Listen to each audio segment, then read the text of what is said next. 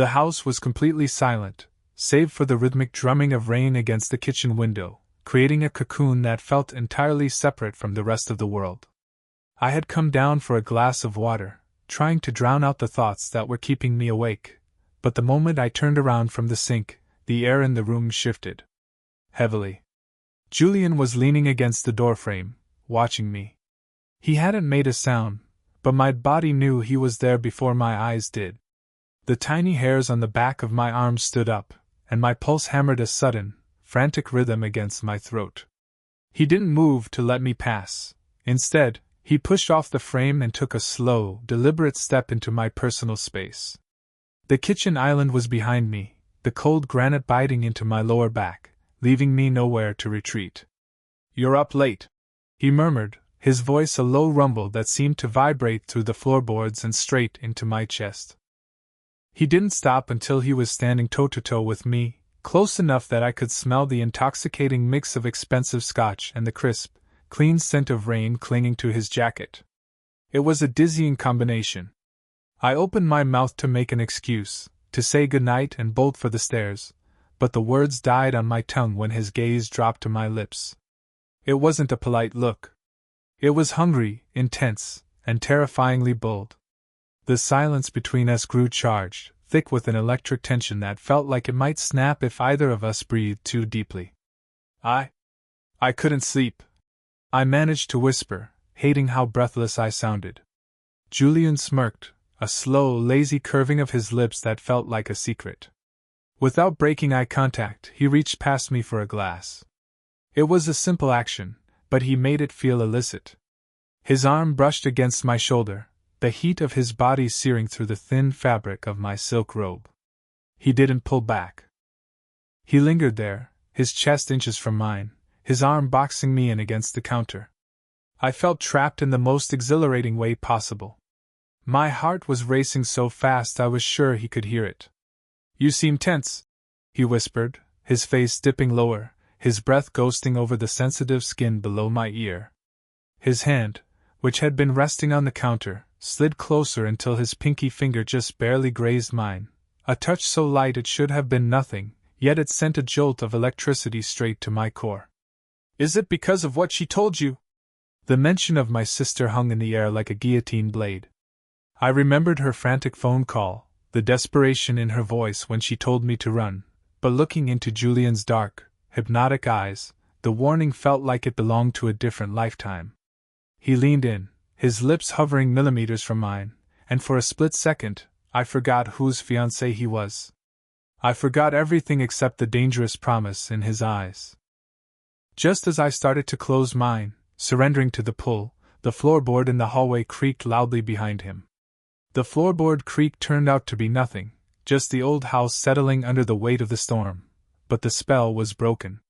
Julian stepped back, the mask of the polite future brother-in-law sliding back into place, though the heat in his eyes remained smoldering enough to burn down the kitchen. I fled to my room, my heart rattling against my ribs like a trapped bird, leaving him standing in the dark. But sleep was impossible.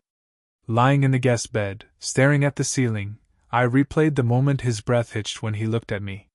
It felt like a betrayal to even think about it, yet my body hummed with a restless energy that had nothing to do with fear and everything to do with desire. I had come to stay with them 2 weeks ago, escaping a life that had imploded in the city. My sister, Sarah, had insisted. "Come home," she'd said, her voice tight with an emotion I couldn't place at the time. "We have plenty of room." But from the moment I dragged my suitcase through the front door, the air in this house had felt pressurized. Sarah was brittle, vibrating with a nervous energy that manifested in manic cleaning and forced laughter. She clung to Julian like a lifeline, constantly touching his arm or smoothing his lapel as if checking he was still real. But I noticed the cracks she tried so hard to paper over. I saw the way Julian stood stiffly when she hugged him, his gaze often drifting over her shoulder to find mine. It wasn't a look of love, it was a look of shared entrapment. The next morning, the sunlight streaming into the dining room felt accusatory.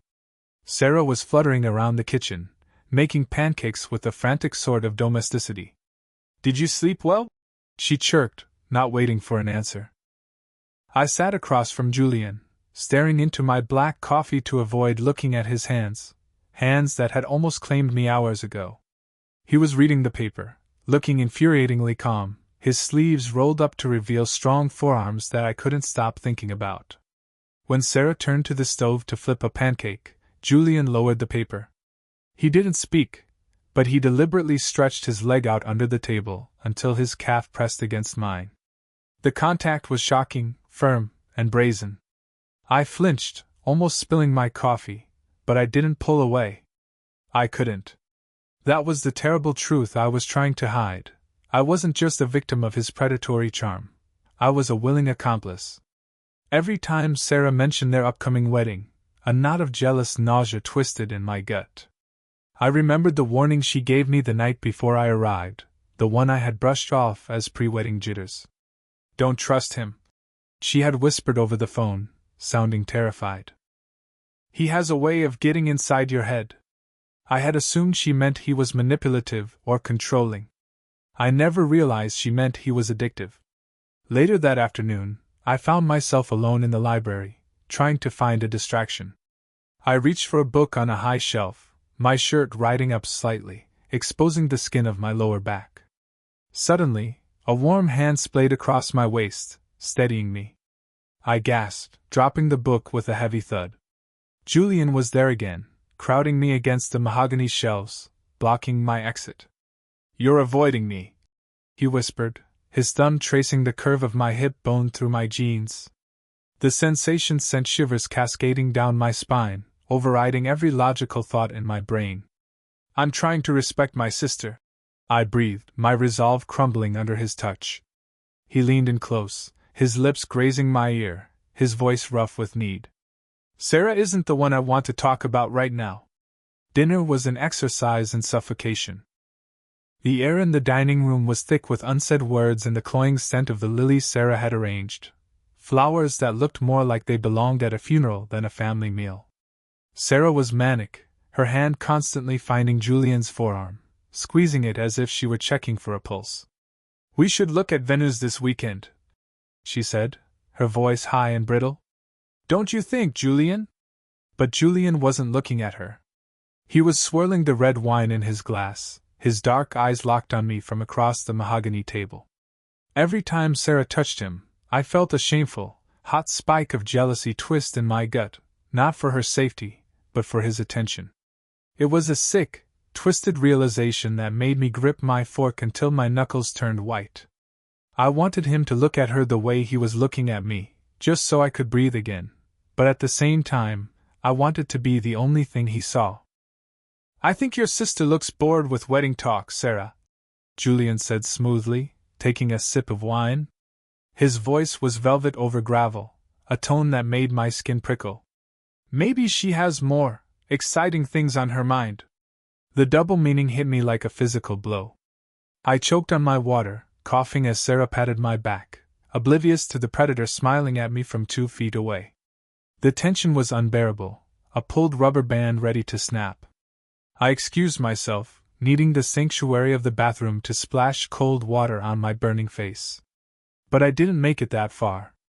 I was halfway down the dimly lit corridor when a hand shot out from the shadows, grabbing my wrist and pulling me into the alcove under the stairs. My back hit the wall, and before I could scream, Julian's body was pressed against mine, hard and unyielding. The shadows hid us, but the heat radiating from him was blinding. "You were jealous," he whispered, not a question but a satisfied accusation. His hand slid up my throat, his thumb resting dangerously over my racing pulse. "I saw it in your eyes when she touched me. You wanted to be the one touching me." I tried to push him away, but my hands betrayed me, resting flat against his chest, feeling the heavy thud of his heart that matched the chaotic rhythm of my own. "Stop!" I gasped, though my body arched closer to him, drawn in by the magnetic pull of the forbidden. "She's my sister." Julian leaned down, his lips brushing the sensitive hollow of my throat, sending shockwaves of desire through my veins. "Then tell me why you haven't told her yet," he challenged, his voice dropping to a seductive growl. "Tell me why you're trembling." The house felt like a pressure cooker, the air so thick with unspoken desires and mounting dread that I could barely draw a breath. Sarah had gone out for more bridal supplies, another excuse to flee the suffocating silence of the mansion, leaving me alone with the one person I needed to stay away from. I tried to hide in the sunroom, but the glass walls offered no protection. I could see Julian's reflection in the window before I heard him. He was standing in the doorway, his tie loosened, looking like a man who had finally run out of patience. "The storm is coming back," he said, his voice low and rhythmic. He didn't stay by the door. He walked toward me with a predatory grace that made my lungs seize. "The power is already flickering. You shouldn't be sitting in the dark." I stood up, my knees shaking, intending to brush past him, but the lights suddenly died. For a heartbeat, the world went pitch black, punctuated only by a violent crack of lightning that illuminated the room in a strobe of blue-white light. In that flash, he was right in front of me. His hands found my waist, pulling me flush against him. The friction of his suit against my silk dress created a static that felt like it was set to ignite. "Julian, let go!" I whispered, though my fingers were already curling into the fabric of his shirt. I could feel the heat of his skin through the thin material, the sheer power in his arms as he held me. "I can't," he groaned, his forehead resting against mine. "You know I can't. You've been in my head since the moment you stepped into this house. Tell me you don't feel it. Tell me to stop, and I'll walk away." He leaned in, his lips a fraction of an inch from mine, the tension between us a physical cord stretched to its breaking point. I was drowning in the scent of him, the danger of the moment, and the terrifying realization that I didn't want him to stop.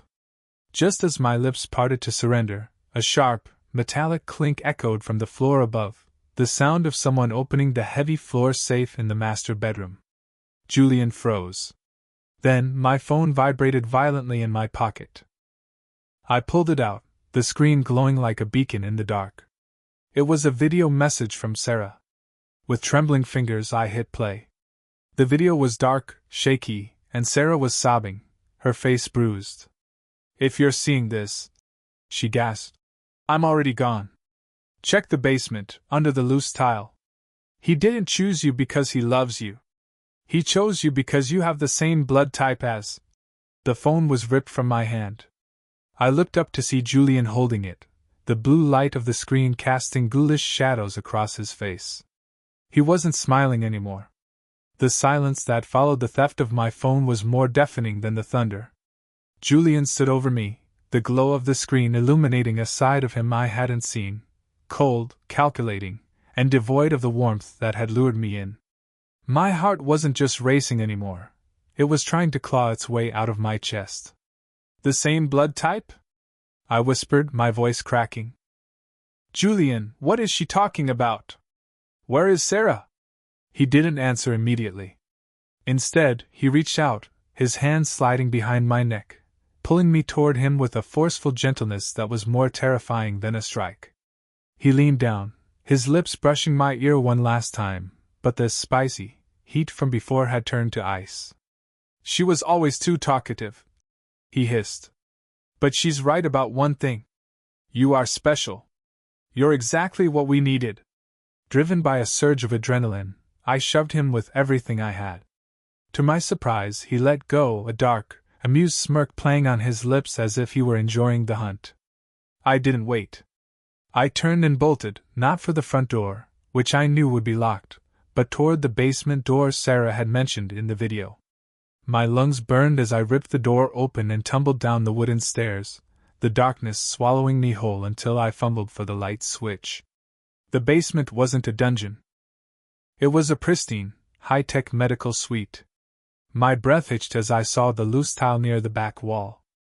I clawed at it, my nails breaking, until it gave way. Beneath it wasn't a body. It was a series of legal documents and a hidden tablet. I flicked the screen on, and my world tilted. There were photos of me from the last 5 years. Every doctor's visit, every blood test I'd ever had, all logged and tracked. And then I saw the contract. It wasn't a marriage license between Julian and Sarah. It was a private medical brokerage agreement. Sarah hadn't been his victim, she was his partner. She had scouted me because of my rare phenotype. The truth she warned me about wasn't that he was a killer, it was that the entire romance, the tension, and the wedding were a setup to keep me close until the procedure date. "You found it," a voice said from the top of the stairs. I looked up to see Sarah standing there, perfectly unharmed, her face cold and businesslike. Julian stepped up behind her, wrapping an arm around her waist. The spicy chemistry I thought I'd shared with him? It was a performance designed to keep me distracted and compliant. "You're both monsters," I spat, backed against the cold medical table. Julian descended the stairs slowly, his eyes raking over me with a chilling hunger that was no longer about desire, but about the value of my parts. "Don't be so dramatic," he said, stepping into my space one last time. He reached out, his fingers grazing my cheek with a lingering, haunting touch. "I did enjoy the flirting. It's a shame it has to end so soon." The realization that Julian and Sarah were in this together hit me harder than any physical blow. I looked at the woman I had shared my childhood with, the sister I had trusted with my deepest secrets, and saw only a stranger. Sarah's eyes weren't filled with the terror I'd heard in that faked video message. They were calculating, watching me like a piece of high-end equipment. "How much?" I whispered, my voice trembling with a mixture of rage and heartbreak. "How much was I worth to you?" "Enough to save us, Lena," Sarah snapped, her brittle composure finally cracking. "The debts Julian's family left behind, we were going to lose everything. You've always had everything handed to you. This is just one small sacrifice."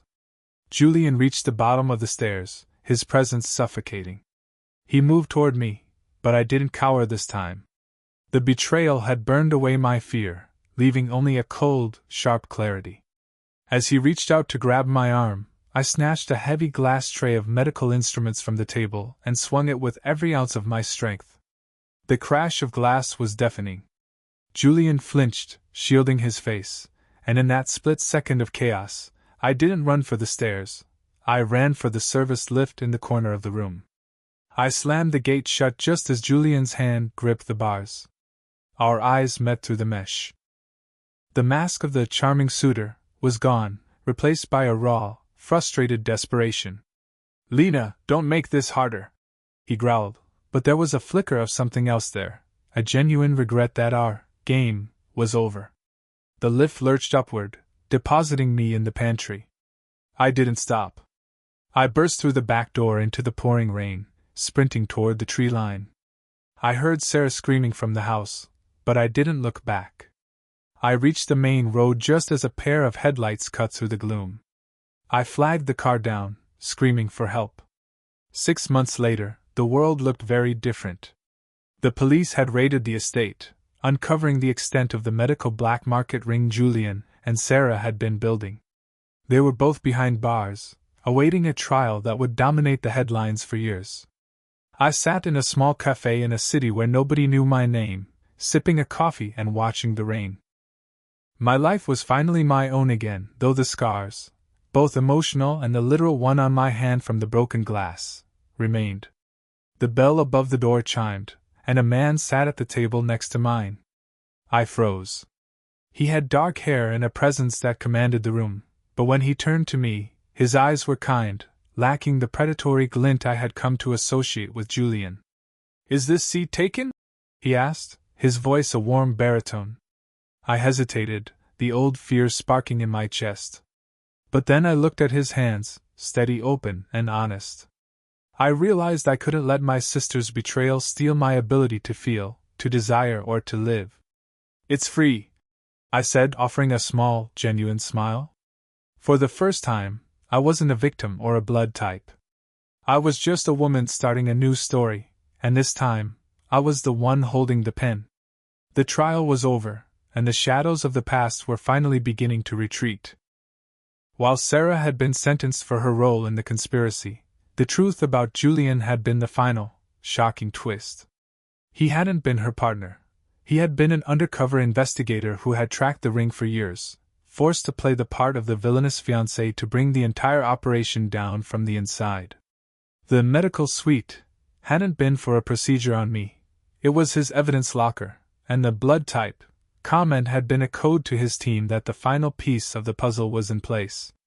I stood on the pier overlooking the ocean, the salt air crisp and cold against my skin. I heard the familiar, heavy tread of boots on the wood behind me before he spoke. "I didn't think you'd come," Julian said. His voice was no longer a predatory rumble. It was soft, laced with a vulnerability I hadn't been allowed to see before. I turned to face him. He looked different without the sharp suits and the mask of calculated coldness. He looked tired, human, and devastatingly handsome in a simple leather jacket. "I almost didn't," I admitted, my heart doing that familiar, frantic dance, but this time, it wasn't out of fear. "You put me through hell, Julian." "I know." He stepped closer, stopping just outside my personal space, respecting the boundary I hadn't yet lowered. "Every time I touched you, every time I had to lie to you to keep the cover from blowing, it tore me apart. The tension between us? That wasn't part of the job. That was the only real thing in that house." The setting sun cast a golden glow over his face, softening the harsh lines of his jaw. He reached out, his hand hovering in the air between us, waiting for my permission. Slowly, I closed the gap, placing my hand in his. His fingers folded over mine, warm and calloused, grounding me. "I hated you," I whispered, though I was leaning into him now. "And I hated myself for wanting you anyway." "Then let's start over," he murmured, stepping into my space and pulling me gently toward him. This time, there was no cold granite at my back, no hidden cameras, and no looming betrayal. There was only the sound of the waves and the heat radiating between us. He leaned down, his forehead resting against mine. "No lies. No missions. Just us." When his lips finally met mine, it wasn't the frantic, forbidden spark of the kitchen or the library. It was a slow, deep burn, a promise of something enduring. It was a kiss that tasted of relief and new beginnings. As he pulled me into a tight embrace, shielding me from the wind, I realized that my sister's warning had been wrong. I hadn't been ready for the truth, but I was more than ready for this.